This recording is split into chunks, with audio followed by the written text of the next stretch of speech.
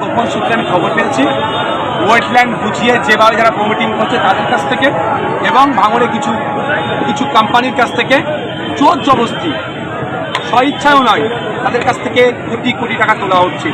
যে কোটি কোটি টাকা এখানে বোমগুলি পিস্তলের কাজে লাগাচ্ছে এবং সাথে সাথে সাধারণ ভোটারকে হাতে টাকা দিয়ে ইনফ্লুয়েন্স করার চেষ্টা করছে, ব্ল্যাক মানি।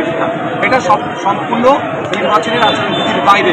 সেই জন্য পশ্চিমবাংলার বার্তা যিনি দেখছেন চিফ ইলেকট্রাল অফিসারকে এই মর্মে আমি চিঠি করেছি, এগুলোকে ডিপলি ইনভেস্টিগেশন করা হোক। আর যে সমস্ত কোম্পানি এই কাজের সাথে যুক্ত আছে আমি তাদেরকে অনুরোধ করব, আপনি ইলেকট্রাল বন্ড দিতে পারেন, এতে আমার কোনো অসুবিধা নাই, কিন্তু এই অন্যায় কাজে আগামী দিনে কিন্তু ইডি সিবিআই রেড করতে পারে। প্রয়োজনে ইডি সিবিআইকে কিন্তু চিঠি করবো, স্পেসিফিক খবর আমার কাছে কিছু আসছে, সতর্ক হয়ে যাবে।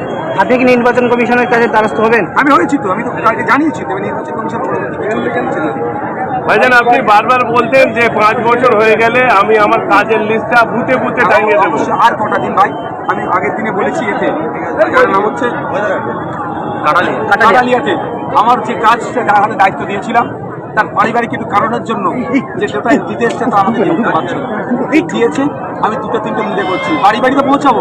এটাও একটা প্ল্যান করছি, ডিজিটালি করা যায় নাকি, টোটাল কাজটা কি করেছি ভিডিও তৈরি করে ভিডিও আকারে ছড়া যায় নাকি, সেটাও আমি চেষ্টা করছি। নিশ্চিন্তে থাকুন, নিশ্চিন্তে থাকুন, আমি যেটা কথা দিয়েছি সেই মতোই আমি চলব। লাস্ট একটা প্রশ্ন, শওকত মোল্লা বারবার বলছেন যে নওশাদ সিদ্দিকী কোনো উন্নয়ন করেনি, ভাঙড়ে তৃণমূল কংগ্রেসে উন্নয়ন করেছে, নওশাদ সিদ্দিকী শুধু মিথ্যা কথা বলে ভোট পেয়েছে। আমি চ্যালেঞ্জ করছি, ভাঙড়ে একটা যদি ইট কাটা হয়ে থাকে সেটাই আমার দাবি বিধানসভার মধ্যে, আমার দাবি অনুযায়ী কাজ হচ্ছে। তৃণমূল কংগ্রেস সরকারে আছে, নওশাদ কি করে উন্নয়ন? আমি সরকারের কাছে প্রস্তাব রেখেছি সরকারি কাজগুলো করবে, এটা আমার কাটা দরকার ছিল, আমার পরিবর্তে অন্য কেউ কাছে এতটুকু।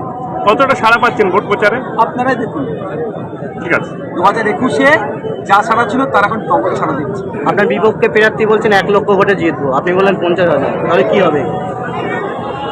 আমি বিপক্ষে কে আছে সেখানে ভাবছি, আমার পক্ষে আমাদের বাসী আছে, এটা বুঝতে পারছি। ভাইজান আমরা সূত্র মারফত খবর পেয়েছি আর শাসক দল ভাঙড়ে প্রত্যেকটা বুথে বুথে ছাপ্পা চালাবে, সেটা 2021-এ গল্প শুনিয়েছিল, আমার সূত্র মারফত নয়, বাস্তব যেটা তারা বলেছেন যে খেতে না ফলাতে পারলে খামারে ফলাবো।